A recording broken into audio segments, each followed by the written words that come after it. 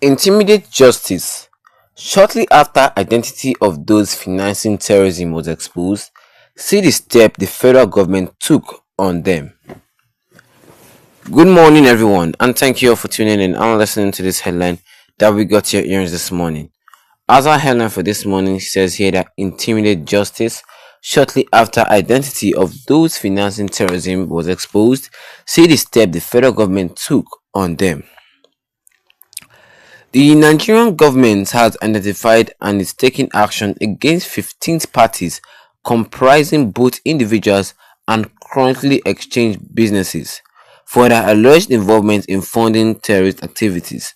This announcement was made by the Nigerian Financial Intelligence Units through a correspondence titled Designation of Individuals and Entities for March 18, 2024, highlighting the government's efforts in combating terrorism financing. On March 18, 2024, the Nigerian Sanctions Committee convened and recommended that certain individuals and entities be sanctioned due to their involvement in financing terrorism. This recommendation was approved by the President upon the Attorney General of the Federation endorsement, leading to these parties being added to the Nigerian sanction list. Among those identified was Tako Mamu, a publisher based in Kaduna, who is currently facing trial for allegedly aiding terrorists in an attack on the Abuja to Canada train in March 2022.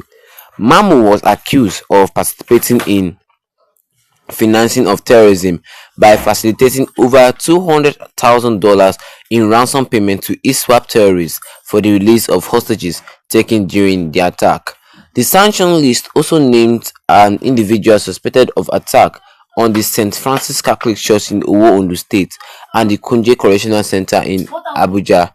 Another individual listed is affiliated with Asurul Muslima, connected to Al Sadiq in the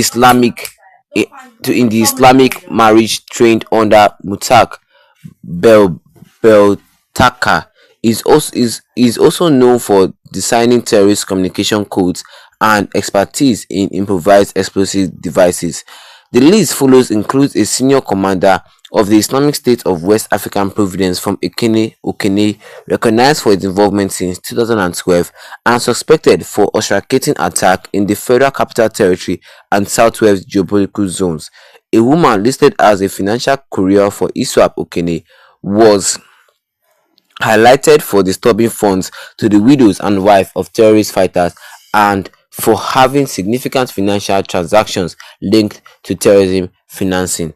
In a response to these findings, the NFIU has mandated immediate action, including the identification, freezing of assets, and reporting any economic resources belonging to the designated individuals and entities. Financial institutions and individuals are required to comply without prior notice and to submit suspicious transaction reports for further analysis on the financial activities of those listed. The effort to freeze assets extends to all funds or assets owned or controlled by the distinguished persons and entities, emphasizing the broad scope of the government's actions to cut off financial support to terrorists and their network. This development underscores Nigeria's ongoing commitment to combating terrorism financing and its impact on national and regional security. And that is all we have for you concerning this headline today, which says that in immediate justice, shortly after identity of those financing terrorism was exposed, see the step the federal government took on them.